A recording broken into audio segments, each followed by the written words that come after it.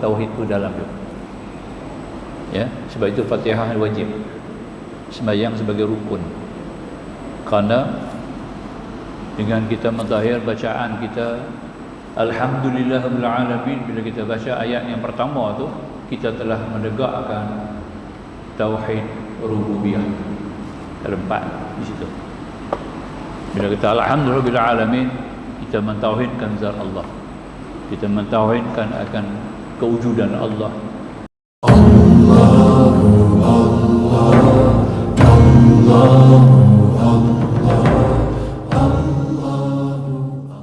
Muka surat 50 di bawah tajuk wajib memelihara anggota daripada segala maksiat.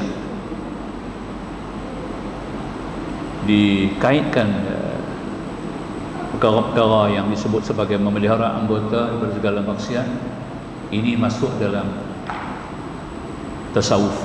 Maknanya walaupun kita mengaji kitab Faridah, kitab akidah yang menjurus kepada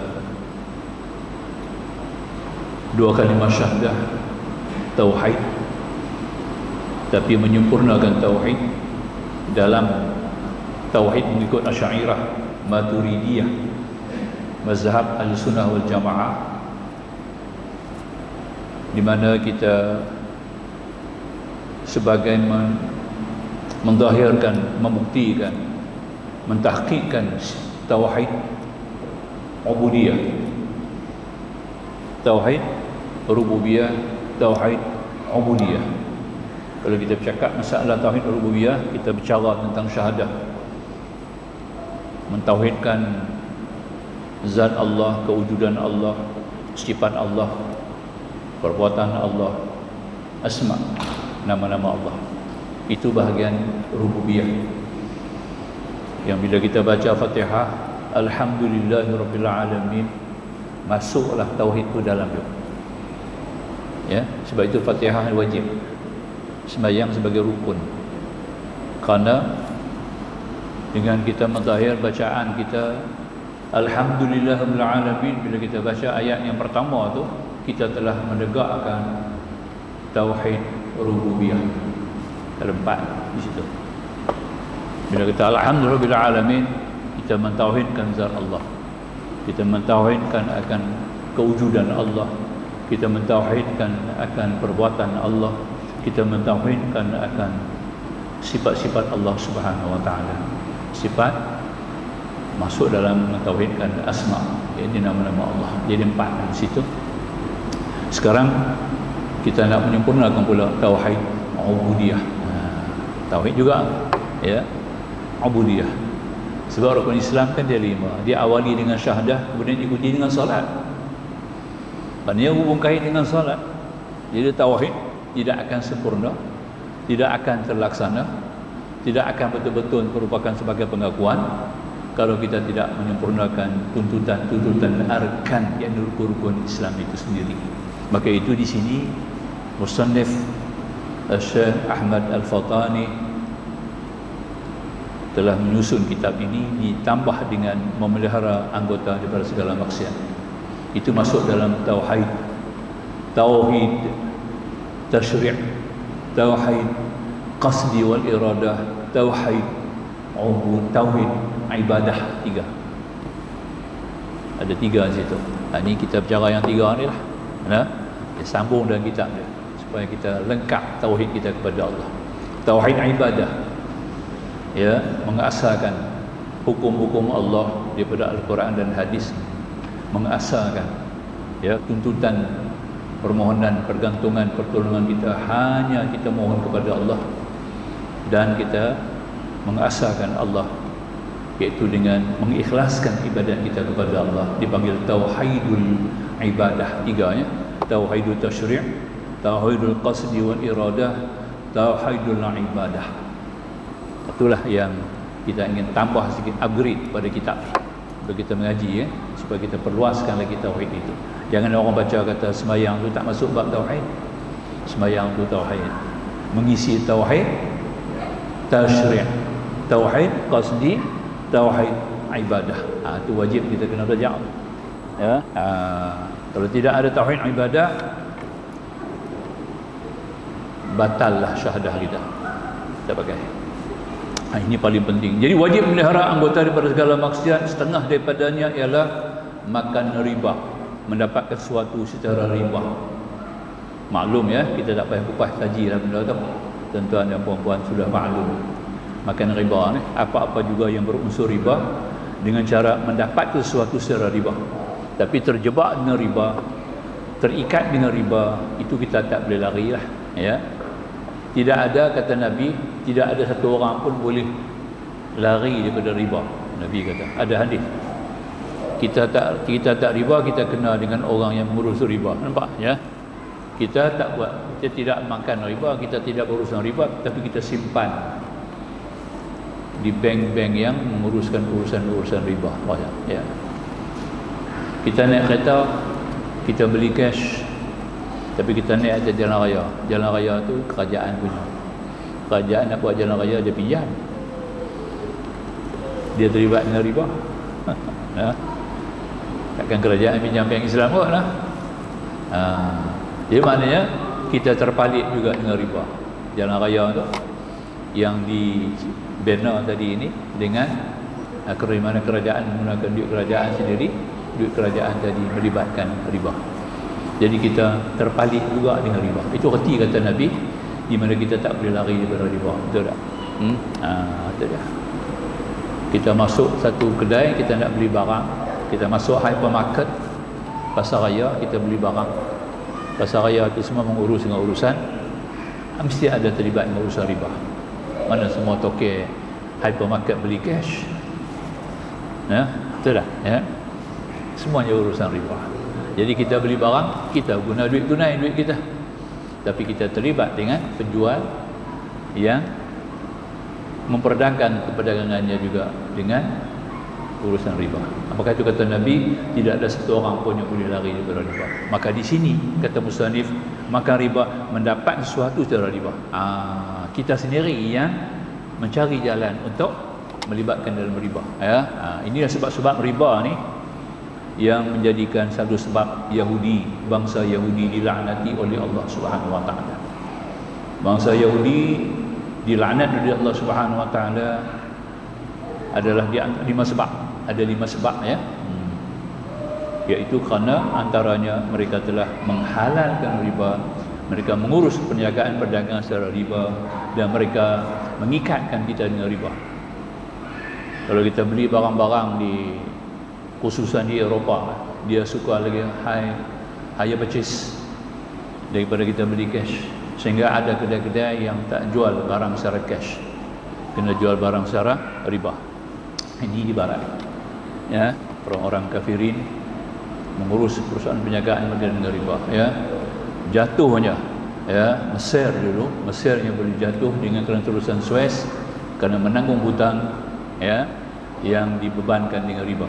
Ketika itu ada seorang tokoh Yahudi yang begitu kuat dalam mengurus perdagangan secara riba, Baron nama dia, Baron. Dulu ada filem dalam TV, The Baron. Ada, itulah dia, ya. Orang ni lah yang menjana riba begitu kuat sehingga kerajaan Mesir jatuh miskin, ya, sehingga tergadainya terusan Suez. Itu di antaranya sebabnya. Baik, jadi mereka telah dilaknati oleh Allah kerana mereka telah menghalalkan riba. Sehingga ada satu peruntukan enactment dalam ajaran Yahudi, kitab bukan kitab Taurat, kitab dia sendiri. Dia kata kalau kita jual barang kepada orang-orang yang bukan Islam, kita kena jual secara riba. Kalau orang Yahudi, kita jangan bagi riba. Nampak tak? Kalau yang bukan Yahudi, non-Yahudi, non-Jews, kita berdagang secara riba. Itu dia, ya, ini Yahudi. Na'udzubillah. Maka itu pertama kita kena awas, kita terjebak dengan riba. Beli rumah terpaksa terjebak dengan riba, ya, mengikut fatwa Majlis Fatwa Kebangsaan, kita beli rumah secara riba. Oleh kerana kita perlu rumah, maka diharuskan. Nampak tak? Dia masuk dalam bab darurah. Kalau ada jual beli secara islami, kita kena beli rumah secara islami lah. Tapi kalau tidak ada urusan jual rumah secara Islami, secara riba, secara konvensional, maka kita boleh membeli rumah secara riba. Kerana ini bukan kita yang menentu, tapi kita perlu sebagai suatu keperluan, satu yang necessary, bukan necessity, ada beza kan. Necessary bukan necessity. Bukan necessity kita nak beli rumah lagi satu, kita buat investment, ini haram, tak boleh, sebab ada kena riba. Faham beli satu rumah pasal kita nak duduk, untuk kita nak tutup aurat kita, nak jaga keselamatan kita, untuk mengurus keluarga kita nak cari privacy secara keluarga yang bersih, maka dibenarkan. Tapi kalau kita nak beli rumah satu lagi secara riba juga untuk buat investment, ini haram, tak boleh. Ini majlis fatwa kebangsaan dia bagi tahu macam tu. Wallahu a'lam. Setengah daripadanya lagi meminum minuman yang memabukkan. Arak lah, tak boleh arak. Sebarang minuman arak memang diharamkan. Memakan harta anak yatim, kita makan harta anak yatim ni, kalau kita makan harta anak yatim kan nak bela dia, dia makan nasi, kita makan nasi lah. Dia makan ikan kecil, kita makan ikan kecil lah. Itu boleh. Duit anak yatim tu kita boleh guna, sebab kita bela dia untuk kepentingan keluarga, bukan kepentingan peribadi. Kalau kita ambil duit tu kita beli kereta baru untuk kita, itu tak boleh. Itu yang kata makan harta anak yatim, Tapi kalau kita beli, kita jaga dia, harta dia kita pegang sebagai amanah, dan kita guna harta itu juga untuk kepentingan keluarga, seperti beri makan minum kepada dia, dan kita pun kena makan juga. Maka tu kita juga makan apa yang dia makan, kita pakai apa yang dia pakai, ini diharuskan, tapi kalau kita ambil harta dia, kepentingan kita makan ikan besar, dia makan ikan kecil, itu haram.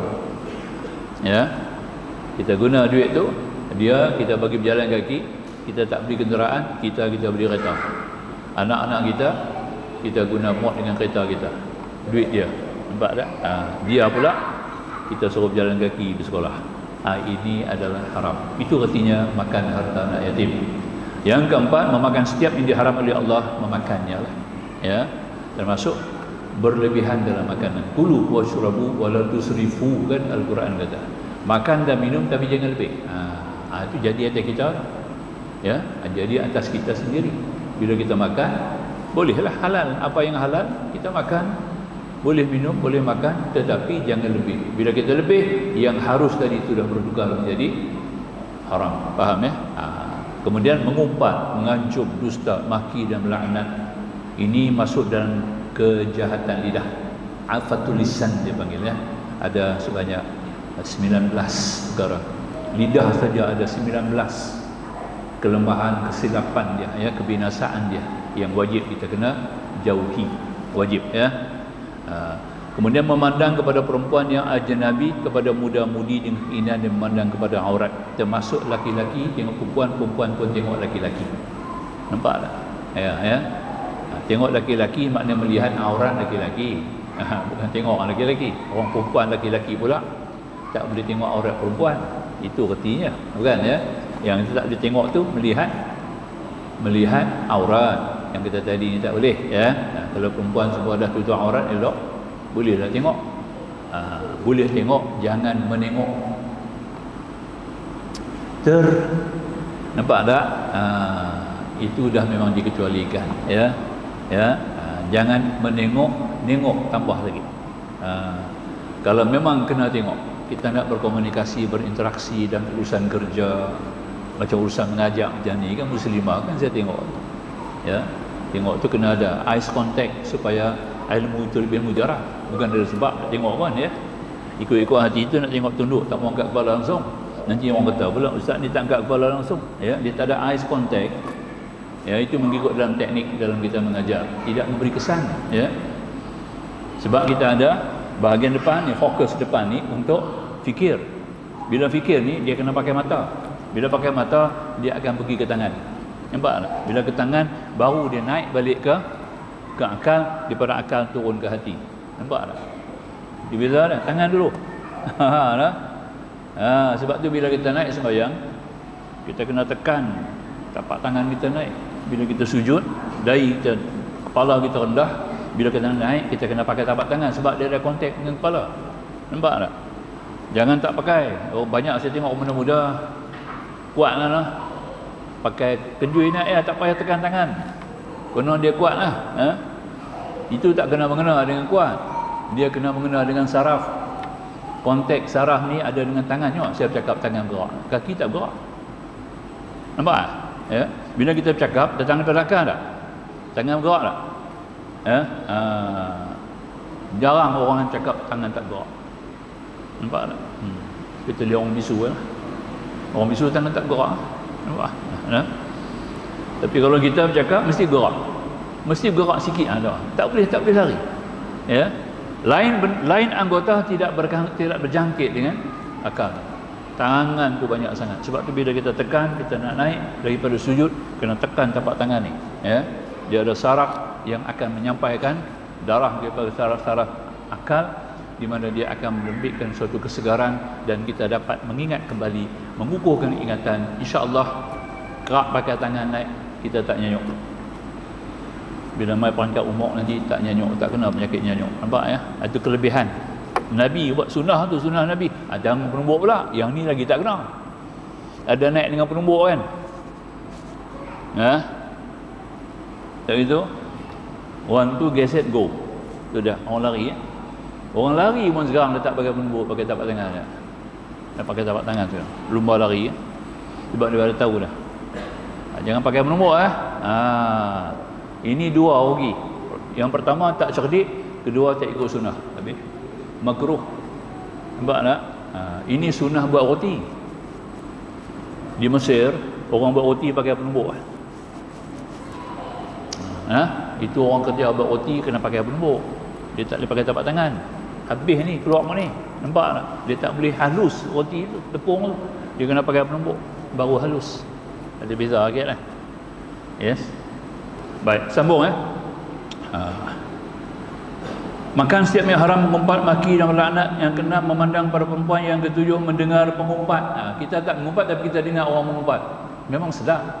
Dengar mengumpat ni cukup sedap. Betul tak? Kalau orang tak mengumpat, kita tak kena kan. Kalau orang cerita katanya anak sekolah-sekolah berjaya masuk universiti, nampak dah ya. Tak sedap dengar. Tak sedap. Dia datang rasa hasad nanti. Nampak?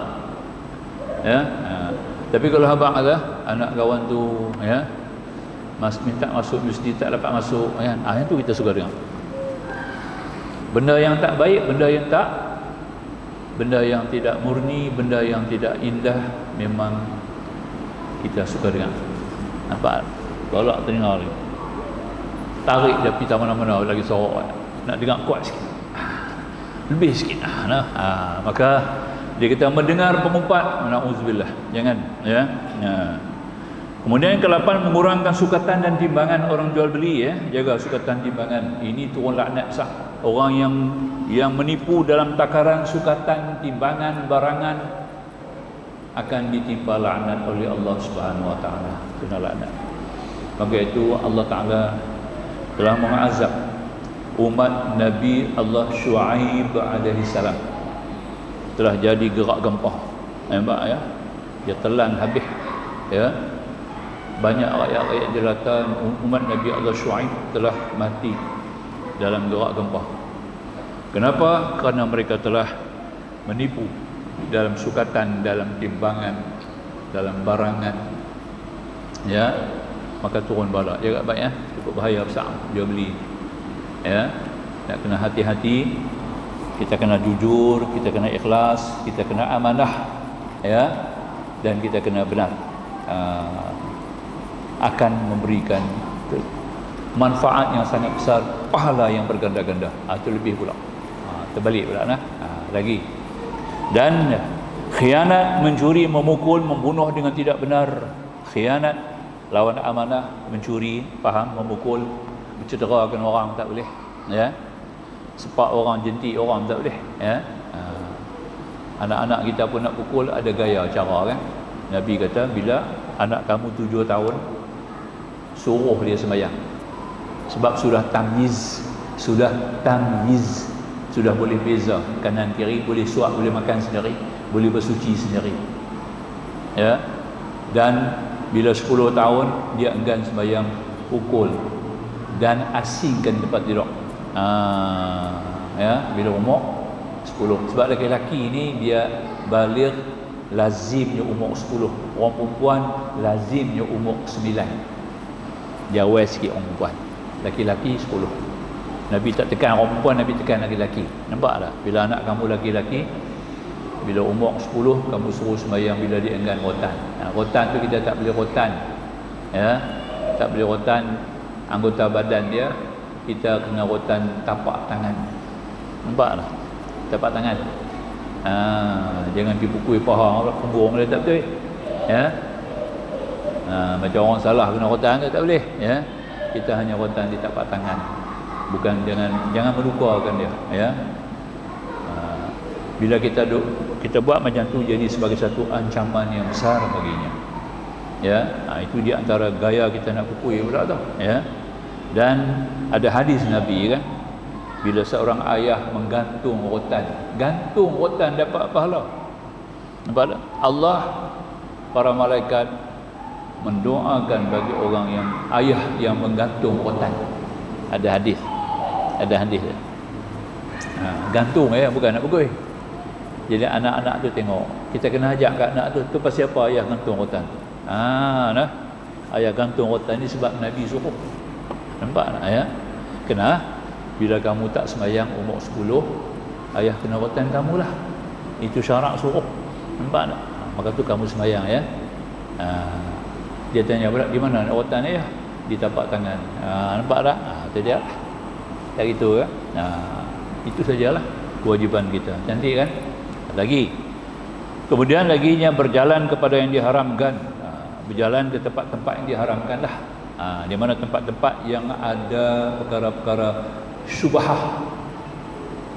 Mana-mana ada perkara syubhah ni makna kata belum tentu apa yang ada tempat tu halal. Mungkin ada yang haram. Ya, itu dia. Ada tempat yang haram. Kalau kenduri kendara tu memang wajib lah. Ya, kenduri walimatul urus kita dijemput wajib sebagai wajib kifayah, bukan wajib aini. Wajib kifayah. Satu keluarga seorang pergi pun dia cukup lah. Ya, dia jemput seorang ya. Yang lain tak jemput sudah lepas. Ya, wajib yang kita kena tunaikan sebagai makan kenduri itu wajib kifayah. Kalau kita seorang sebatang kara, wajib aini lah. Kalau keluarga satu wajib kifayah. Semua tak payah, seorang cukup. Boleh kan? Itu dia. Tapi malangnya kenduri walimah tu ada masuk unsur-unsur syubhah. Ada tarian gelek. Ada tarian gelek. Kemudian ada masuk pula benda-benda yang haram dalam minuman. Untuk melazatkan lagi makanan. Na'udzubillah, ya. Ada masuk benda-benda haram lah. Perah daun tu, perah akak tu, itu dia nak. Kita pun minum punya sedap, ya Allah. Tu, Jadi ini bila kita dah pasti, kemudian majlis itu pula mengkastakan masyarakat undangan. Itu tak boleh. Orang kaya bahagian lain, orang miskin bahagian lain, jangan campur. Tak boleh, ya. Kalau ada perbezaan pembahagian kasta, kita tidak wajib hadir kenduri itu. Ya, orang-orang kaya dia bagi pinggan kaca. Orang-orang miskin pinggan kertas. Tak boleh, no. Itu dia, ini tak boleh lah. Kita kena, benda tu diharamkan. Kita pergi ke tempat tu, maknanya kita telah salah, ya, mengguna nikmat kaki kita. Salah itu. Berzina, liwat, mengeluarkan mani dengan tangan lain daripada halilah. Halilah ni isteri dia ataupun jariah dia, hamba abdi dia yang sah. Ya. Berzina, liwat, mengeluarkan mani dengan tangan daripada halilah. Halilah tu ada nota kaki di bawah. Artinya perempuan yang halal dijimakkan sama ada isterinya atau sahaya yang perempuan. sahaya yang didapati dengan cara yang halal, bukan sahaya macam Amerika, ya, berpicolek tangkap orang-orang hitam di Afrika, ya, bawa balik ke Amerika bagi jadi hamba. Ada filem dulu, Kunta Kinte, satu filem dia buat. Dia ni orang Islam, orang Afrika yang Islami, tapi bila dicolek dibawa mari ke Amerika dijadikan abdi. Habis orang-orang ni dah hilang pegangan agama, nampak, ya. Sekarang Saudi pun buat macam tu. Asia Tengah, Asia Barat pun banyak orang yang tangkap orang-orang Arab Afrika, ya, dengan paksa, kemudian datang duduk di Saudi. Dan disyaratkan pula orang hitam Saudi ni laki-laki kena menikah 4. Syarat dah di Saudi, orang laki-laki yang hitam ni kena menikah 4. Menikah 4 tu lah tanggungjawab bab lain, nafkah lain. Dia menikah 4, dia tinggal. Habis depan ni beranak, dia tinggal. Dia anak-anak ni dijual kepada orang-orang Arab. Nampak? Orang Arab beli jadi abdi lah. Abdi ni tidak sah. Abdi ni tak masuk. Abdi ni tidak sah.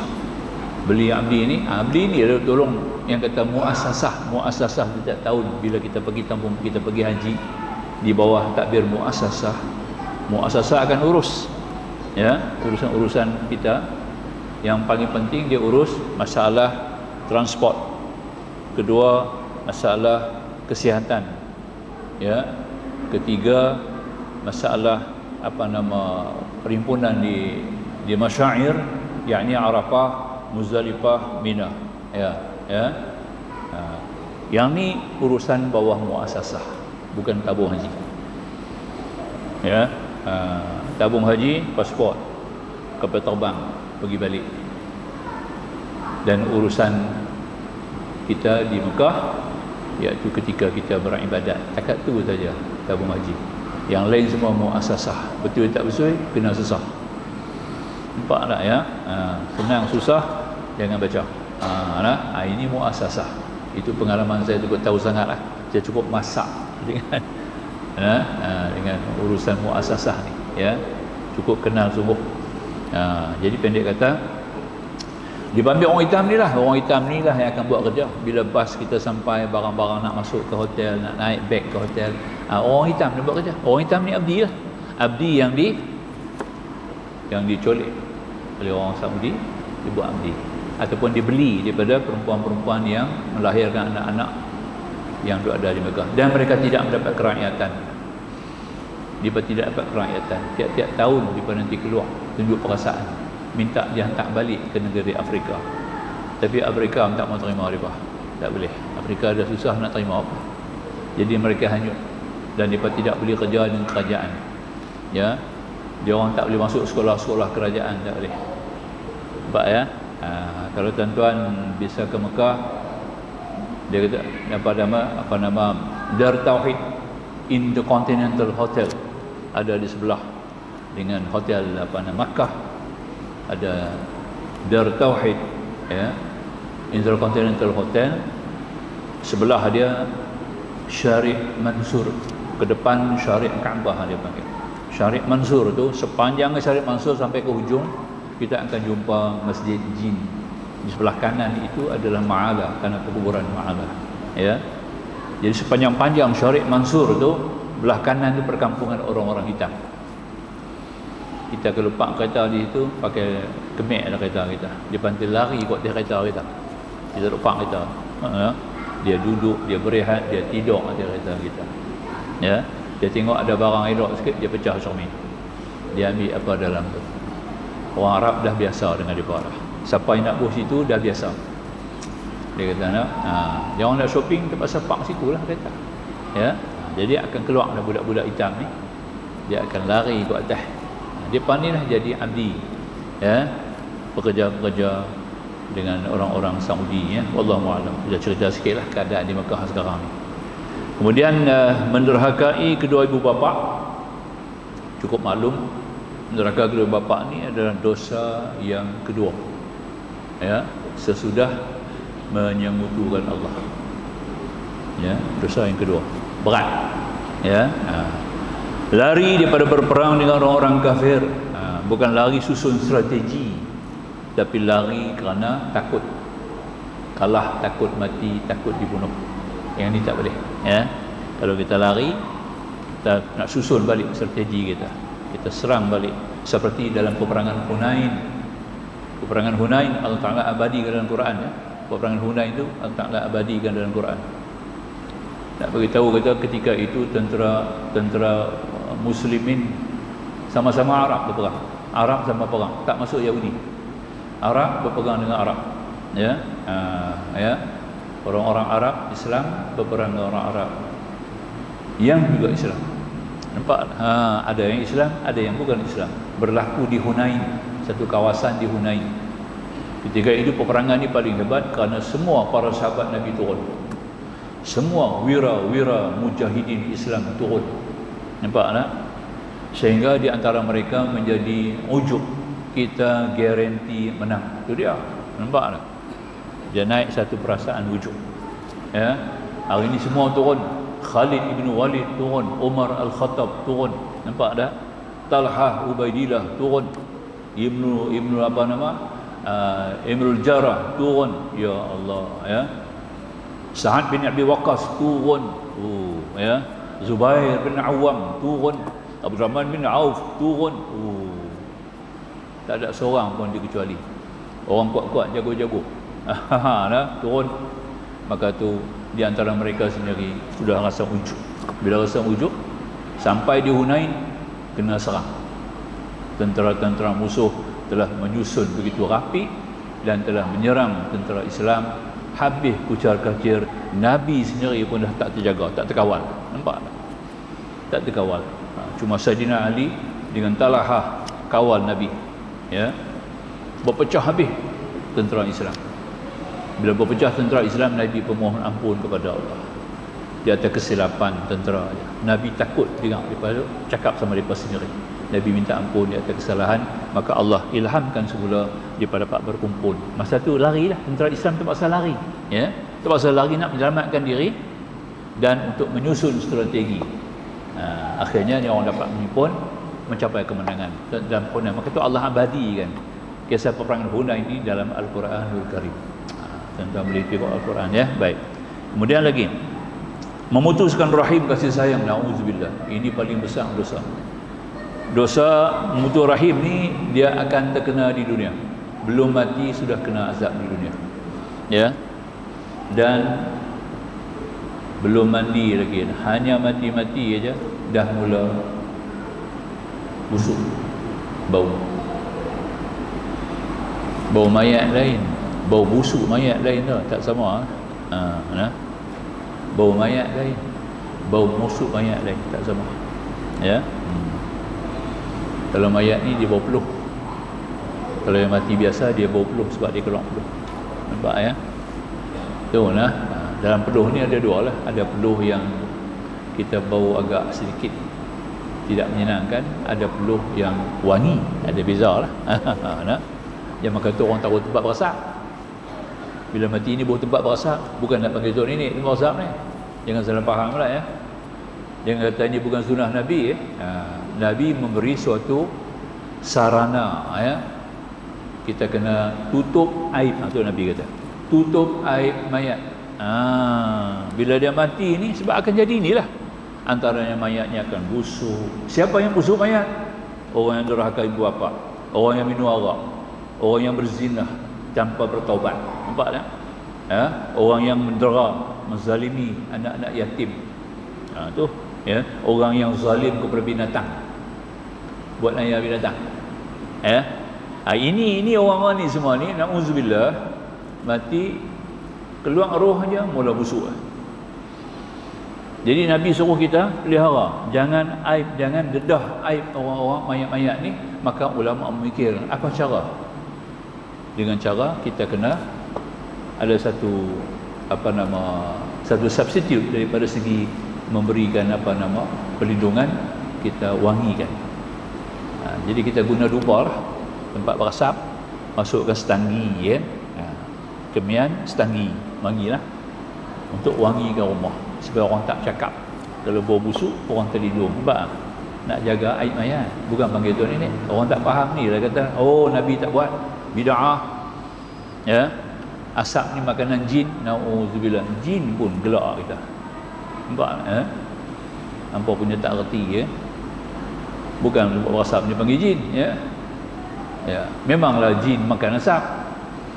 Ya, jin makan minum asap, buih, bursa ya, kacang full, kacang pui orang kata. Makanan jin ya. Dan daging ghaib yang ada di sekitar tulang-tulang. Dia bukan makan tulang. Tapi dikatakan jangan kita istinja dengan tulang.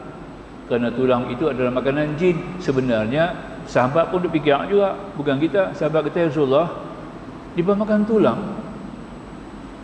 Rasulullah kata dia ada dua daging. Satu daging zahir, kedua daging ghaib. Tu faham ni? Ya. Daging zahir, daging ghaib. Daging zahir kita punya, kita makan. Kita beli 2-3 kilo makan tu ya. Daging ghaib kita tak nampak. Dia salut tulang. Nabi kata kalau yang tu nampak, kamu jangan makan juga yang tu. Tu Nabi, Allah tak bagi kita nampak daging ghaib tu. Daging ghaib itulah yang menutupi tulang-tulang. Hadis yang riwayat daripada Umar Ibn Khattab. Nampak tak? Ini hadis sahih tuan-tuan. Kita kena rujuk banyaklah sandaran-sandaran kitab-kitab.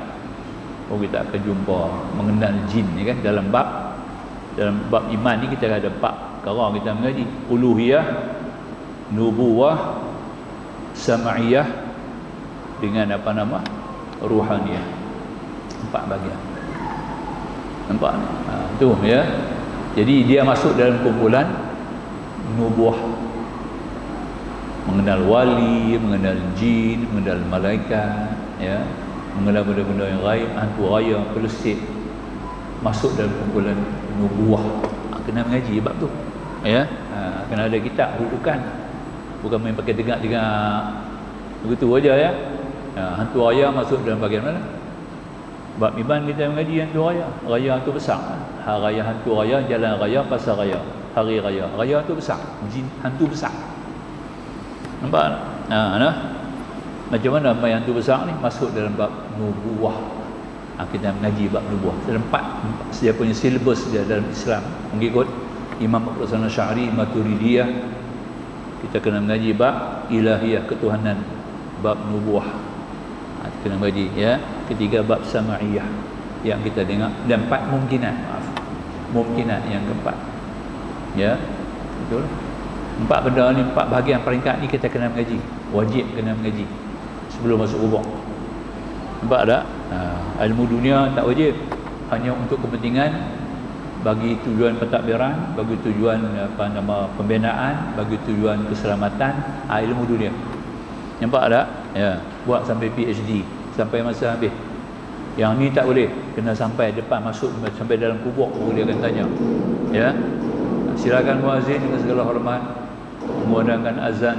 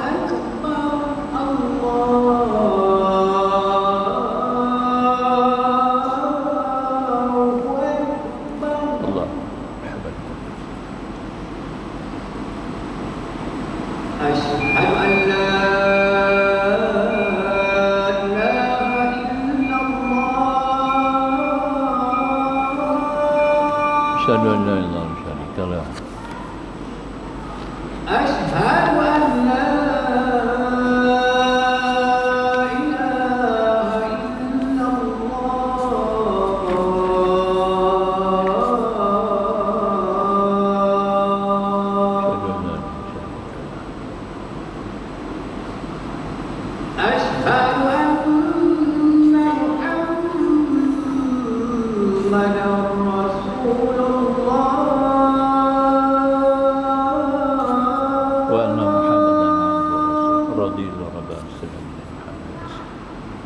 أشهد أن محمدا رسول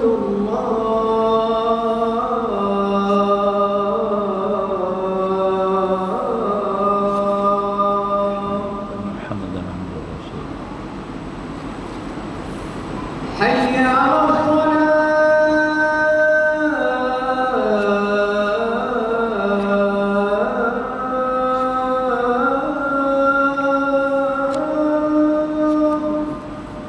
لا حي على الصلاة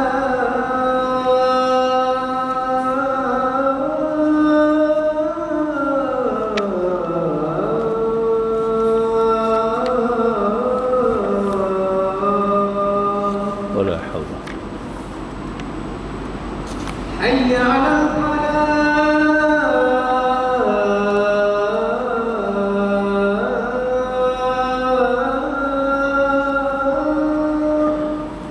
ولا حول واجعل المفلح حي على الفلاح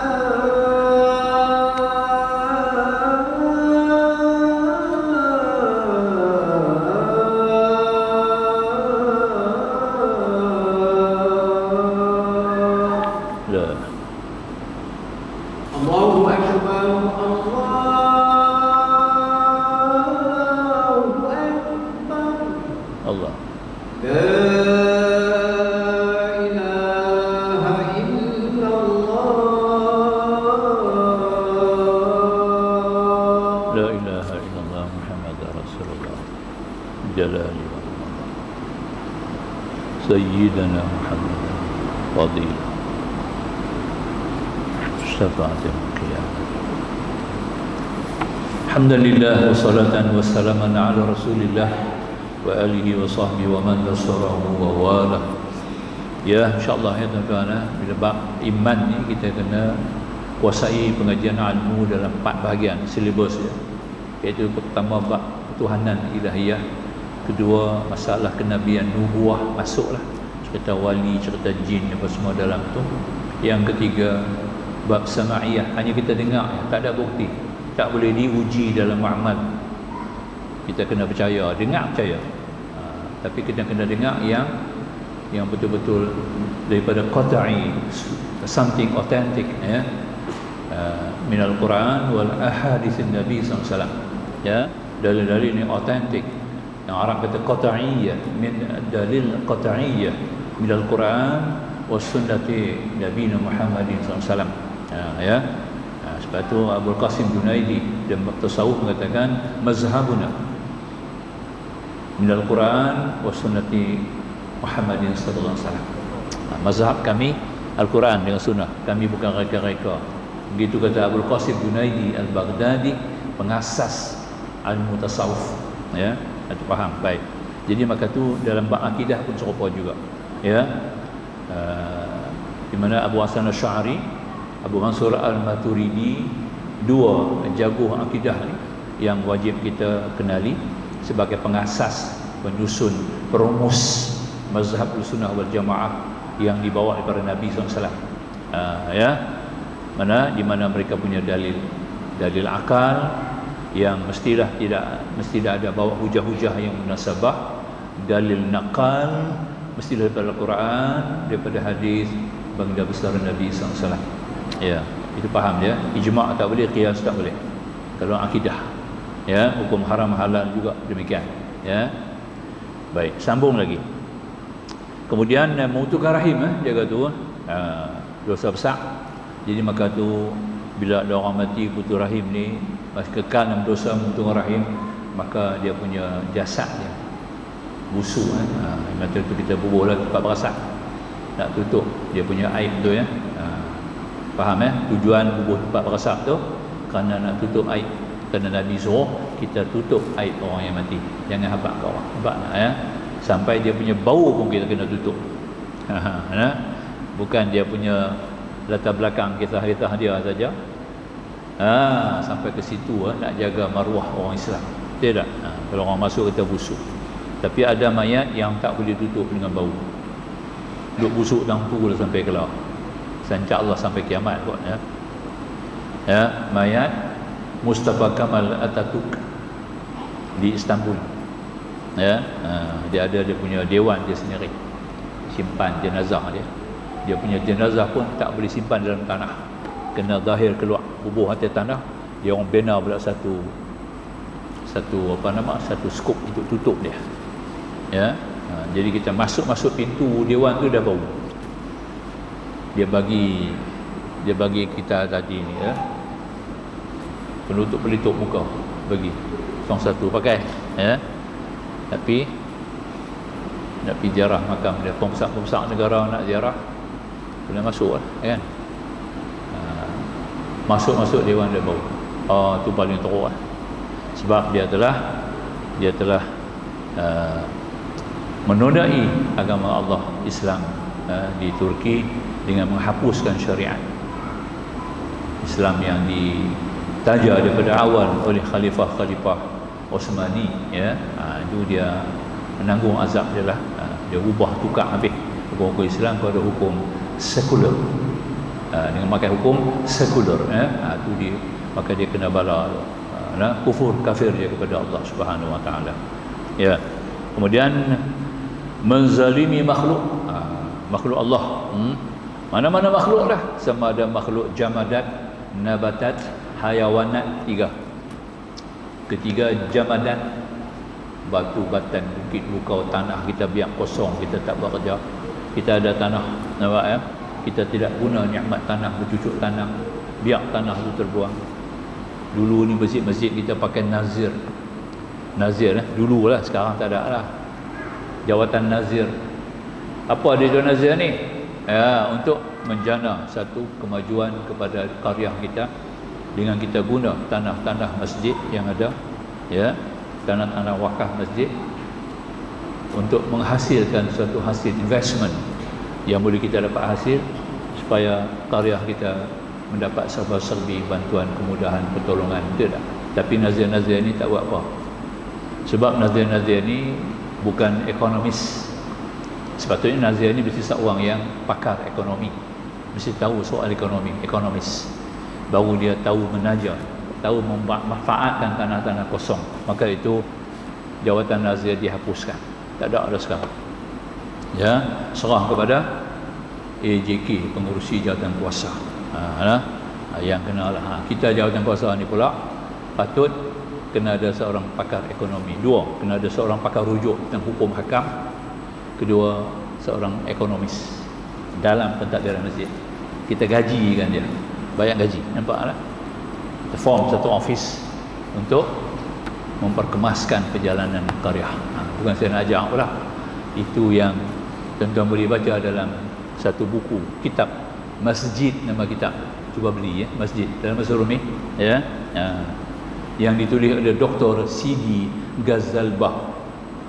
Dia ni adalah pernah menjadi pensyarah ekonomi dan pensyarah syariah di Universiti Sains Pulau Pinang. Itu saya kenal dia, memang kenal sungguh. Maka tu dia hadiahkan saya buku dia, Masjid. Masjid. Nama dia Masjid, Dr. Sidi Ghazalbah nama dia. Kita boleh beli di kedai-kedai kitab. Mungkin ada lah, ya. Baca dalam tu, buku kita akan nampak, ya. Jadi maka itu menzalimi makhluk, sama ada makhluk itu makhluk jamadat, batu batan, bangunan rumah kita kena perelok. Rumah kita tak elok, tolong perelok supaya tidak bawa bahaya. Nampak tak? Kalau kita biar rumah tu, ya, ferry dulu runtuh kan, ferry itu Penang Port, ya, tidak begitu peka dengan keselamatan, ya kan. Jadi beratus yang mati. Saya bertugas masa tu. Hari itu pun saya kena pergi bertugas, tapi saya tak pergi. Saya pergi lambat. Saya tak dah masuk ferry, ya. Saya kena buat ship inspection hari itu. Lawatan pemeriksaan kapal saya kena buat hari itu. Masa tu saya bertugas dengan suruhnya ya pelabuhan. Tapi apabila dah berlaku macam tu, ini satu kecuaian masuk dalam bab ni lah, zalim, dia masuk dalam zalim makhluk. Itu jamadat, nabatat, ya, segala tumbuh-tumbuhan, pokok-pokok makanan, buah-buahan kita kena usahakan. Kalau kita ada rumah, kita ada tanah, kita boleh tanam, perempuan tak tanam. Abu Zar Al-Ghifar dia kena buang daerah ICA zaman dia. Kata ICA tak apa kena zaman dia kena buang daerah. Zaman Muawiyah Ibn Sufyan jadi khalifah, ya, Bani Umayyah mula-mula mengambil alih, dia kena buang daerah. Sebab dia banyak sekali, ya, menyentuh pentadbiran Muawiyah Ibn Sufyan yang tidak adil, banyak cacatnya. Maka Muawiyah buang daerah jauh di satu kaedah nama Busta, kawasan itu. Dia duduk dengan isteri dia je lah, anak-anak dia pun tak ada, anak-anak dia tak boleh duduk, dia dengan isteri dia sajalah. Rumah dia bagi tanah dia luas, dia tanam kurma.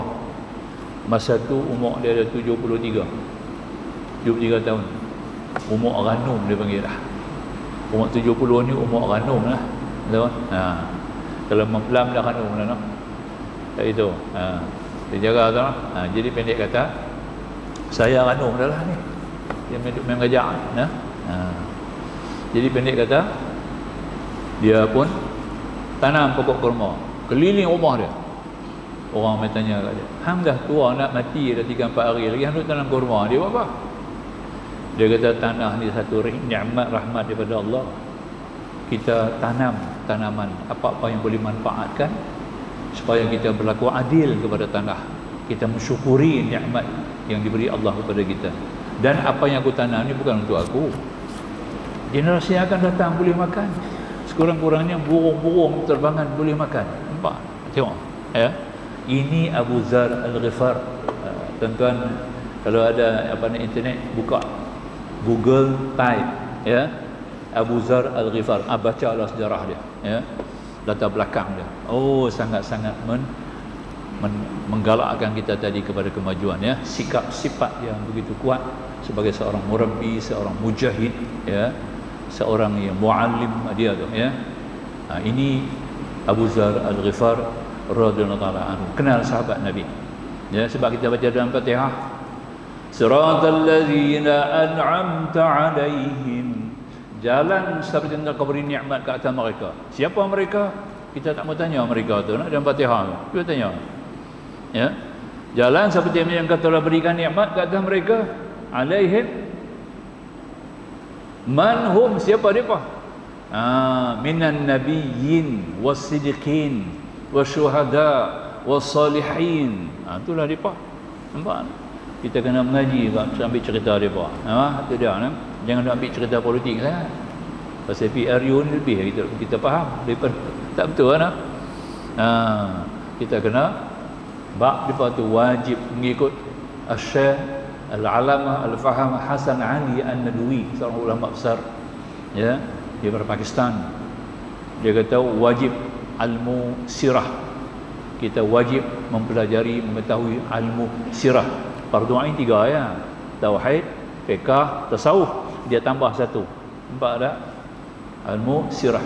Kita kena kenal perjalanan sahabat Nabi. Sebab kita sendiri, ya, dalam Fatihah kita disebut jalan, minta Tuhan tunjuk, ihdinas siratal mustaqim, tunjukin jalan al-mustaqim, as-sirat al-mustaqim, ya. Macam mana jalan-jalan tu? Jalan mesti kena ada lah dia punya jalan tu. Tarekah ni, tarekah para sahabat, ya. Siratal ladzina an'amta 'alaihim, jalan seperti yang kau beri nikmat ke atas mereka. Kita tanya mereka tu, cuba kita tanya siapa mereka? Minan nabiyyin, nabi-nabi, wasiddiqin, wasyuhada, wasalihin. Itu sahabat Nabi. Baik. Antaranya Abu Zar Al-Ghifar, ya. Baik. Habislah. Kemudian makhluk yang kedua.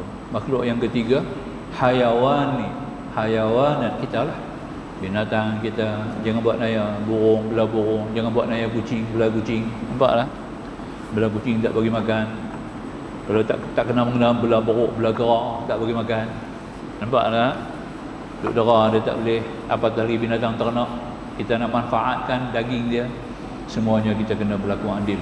Satu di antara syarat Allah terima sembahyang kita, tuan-tuan. Kalau kita zalim kepada makhluk ni, yang kita sebut tadi 3 kategori makhluk. Makhluk jamadat, makhluk nabatat, makhluk hayawanat. 3 ni Ya, jin taklah pun kita kena jaga. Jin kita tak nampak kan, tapi kena jaga juga. Jangan zalim dengan dia apa, ya. Nabi pun bagi tahu, ya, dalam kamu jangan buang barang-barang kot tingkap, jangan buang ayak-ayak panah kot tingkap. Ya, sekarang ni tambah lagi sing yang kita nak basuh pinggan mangkuk tu, jangan buang ayak panah. Nampak tak? Sebab dia ada di situ. Dalam rumah kita kena ada jin, rumah kita kena ada jin tau, ya, baru kita rasa gembira, senang. Tak ada jin kita rasa lemah, sunyi. Nampak tak? Macam kita balik rumah lah, balik rumah kita ada lelaki, ada isteri, ada anak dia. Sekarang kalau jadi tuan, jadi cucu kan. Tenang tak tengok dia pada di rumah? Kalau dia tak ada di rumah pun kita akan tenang, sebab tahu kita tahu dia orang dia pergi mana. Anak-anak cucu pergi tuition, isteri pergi mengaji. Nampak tak? Kita balik rumah walaupun dia tidak ada, ketenangan tetap ada. Betul tak? Sebab kita tahu dia ada. Dia antara penghuni yang duduk dalam rumah kita. Dan antara penghuni yang kita kena ada juga dalam rumah kita adalah makhluk jin. Jin kena ada dalam rumah. Jin ada dalam rumah. Nampak tak? Nah, kalau kita Islami, jin pun jadi Islam. Nampak? Nah, kalau kita ke hiburan, jin pun hiburan lah. Nampak tak? Ya. Kalau kita sembahyang sunat banyak berzikir dalam rumah, jin-jin dalam rumah tu pun zikir sembahyang sunat jugalah. Nampak? Kita akan rasa tenang. Kalau jin tak ada dalam rumah, kita rasa tak senang. Kita rasa sunyi. Betul? Nampak tak? Sebab tu kita kena jaga akhlak. Jin ni antara kita. Semua sama-sama tuntut. Ingat lagi daripada tempat Tuhan tak bagi nampak lah kat kita. Nampak kita susah. Nampak kan? Dia orang bergantung di lampu-lampu, bergantung di atas sudu, ya, camca sudu kita kan, spoon kita tu dia orang kumpul banyak di dapur. Pisau-pisau kita, dia orang duduk atas pisau penuh. Pinggan-pinggan mangkuk, cawan-cawan kita duduk dalam cawan penuh. Kalau Tuhan bagi nampak, jenuh kita. Tapi Tuhan tak bagi kita nampak, ya, nah. Itu masuk dalam bab nubuwah. Bab iman yang 4 saya kata, syllabus yang kedua nubuwah. Masuk dalam bab nubuwah. Lalu kita mengaji, ya. Ya, itu dia. Tu, nah, baik. Saja kita kaitkan lah. Kemudian doa dan kelebihannya habis. Doa adalah menuntut sesuatu daripada Allah Ta'ala dengan cara merendahkan diri. Ia akan memberi bekas dengan perbuatan Allah Ta'ala. Maka ia memberi manfaat kepada sekalian yang hidup, sama ada diri orang yang berdoa atau orang lain, termasuk sekalian orang yang telah mati jika ia berdoa untuk mereka. Dan doa boleh memberi mudarat ke atas sesiapa yang didoakan ke atasnya. Ya, itu juga baik tu, ya. Antaranya kita zikir dengan nama Ya Hayyu Ya Qayyum La ilaha illa anta. Ya. Itu juga baik tu, ya. Bi rahmatika asta'inu wa bi quwwatika, bi rahmatika astaghitsu wa bi quwwatika asta'inu. Ya Hayyu Ya Qayyum, tu ada zikir tu. Nama Allah Ya Hayyu Ya Qayyum La ilaha illa anta. Rasulullah ajak kepada Sayyidina Osman 1000 kali sehari. Rasulullah ajak kepada Hafsah binti Umar. Sebab dia ada orang ni cukup kandung, cukup sibuk, banyak komitmen, banyak urusan. Nabi ajak kat depa, zikirlah 3 zikir ni. Ya Hayyu Ya Qayyum La ilaha illa anta. Buat 1000. Kita pun buatlah. 4 tipnya, Dan di hujung tu bila tutup 1000 kita baca, setiap 100 kita tutup. Bi rahmatika astaghiitsu wa bi quwwatika asta'inu. Nampak tak? Dengan rahmatmu ya Allah, engkau berilah bantuan kepada kami. Nampak tak? Dengan rahmatmu, dengan keberkatanmu ya Allah, engkau berilah pertolongan kepada kami. Kalau orang buat zalim dekat kita, orang tu diteruk. Siapa-siapa yang zalim dekat kita, orang-orang yang nak buat naya dekat kita, akan terkena ancaman dia. Nampak? Tu lah. Tak kira siapa lah. Siapa-siapa pun di belakang mata kita yang menzalimi kita, dia akan kena ancaman. Dengan kerana kita zikir ni. Kita baca di hujung tu. Ya, ini Nabi punya ajak ni, bukan ulama sekarang. Ya. Tuan-tuan boleh dapat dalam kitab-kitab doa, boleh jumpa lah kot insya-Allah, ya. Kita tutup yang ke 100 10 kali lah kita baca kan. Tang hujung Ya Hayyu Ya Qayyum, yang ke 100 kita sebut, ya. Bi rahmatika wa bi rahmatika astaghitsu wa bi quwwatika asta'inu. Kita ada 2. Istighasah, isti'anah. Dua-dua istighasah yang orang boleh bagi. Isti'anah orang tak boleh bagi. Nampak tak? Ya. Istighasah pertolongan daripada orang. Ni tolong Pak Lu, Pak Su tolong jual, tolong bagi beras 4 kg. Itu istighasah. Boleh. Nampak tak? Tapi nak tanam padi, nak tumbuh padi, itu Pak Su tak boleh buat. Yang tu isti'anah. Faham? Ya. Dan jumpa doktor kan? Doktor, tolong rawat saya sakit giang-giang. Doktor pun bagi ubat. Istighasah. Doktor, tolong rawat saya. Please, give me a good medicine, to cure. Boleh? Doktor kata, I can give you medicine, but not cure. Cure, isti'anah. Medicine, istighasah ni. Nampak tak? Itu Albert Einstein. Jago, orang yang bijak sekali. Dia pakar nuklear dunia kan. Dia buat sendiri kan. What money can buy? Money cannot buy everything. Nampak tak? Money can buy home, can buy house. Million, of course, house. But not home. Money can buy bed but not sleep. Money can buy religion but not salvation. Nampak? Ya. Money can buy medicine but not cure. Toke-toke saya nak beli katil lah. Double king punya katil. Ada. Banyak model boleh. Dan saya nak beli tidur sekali. Boleh tak? Letak kepala lena. Ada? No. Sorry lah, saya jual katil tak jual lena. Saya pun sudah 3 bulan tak lena. Pasal bisnes tak jalan. Betul lah. Hutang tak bayar. Ini kena faham. Albert Einstein kata ni. Ini 5 perkataan. Ya, you can buy what money can buy. Money can buy everything, but not everything. Nampak tak? Tapi kena ada duit. Tak ada duit nak beli ubat macam mana? But you need money. Ya, macam mana you nak beli ubat? Even ubat tak boleh cure, tapi you need ubat. You kena beli. That's mean money can buy everything, but not everything. Tengok bahasa dia macam mana. Money boleh beli apa-apa juga kamu, tapi ada benda yang everything kamu tak boleh beli. Bukan semua dia boleh beli. Ya, itulah. Inilah artinya istighasah, isti'anah. Istighasah bantuan daripada makhluk, isti'anah bantuan langsung daripada Allah. Ya, boleh faham ya? Saya nak macam tu. Jadi kita berdoa kepada Allah dalam ada 4. Doa ni ada 4. Ya. Pertama kita doa al-hajah, lil hajah, ada hajat. Itu doa. Yang kedua, kita doa sebagai istighasah, bantuan sama-sama kita. Nampak tak? Ya Allah, biarlah anakku dapat kerja.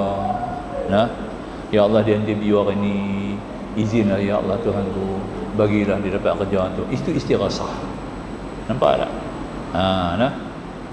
Yang ketiga, isti'anah. Ya Allah, nampak tak? Ibu aku sakit lama, bagilah sembuh. Itu isti'anah. Nampak tak? Itu doa. Itu konsep doa ni, faham tak?